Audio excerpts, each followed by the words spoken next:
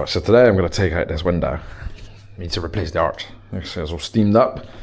So we'll start by cutting out the security tape.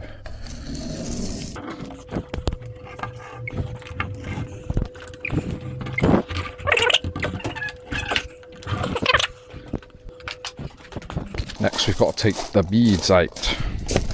For this you're going to want a couple tools. This one is great for getting in nice tight places. There. Wedge it open a bit more. Work your way along.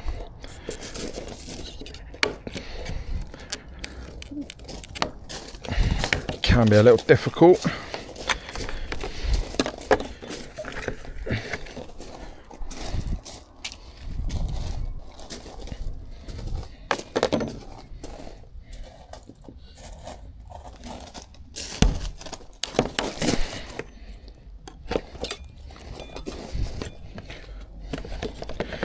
Don't be fooled by how easy I make it look.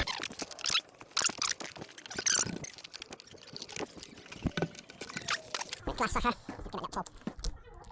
And that is the glass effectively out.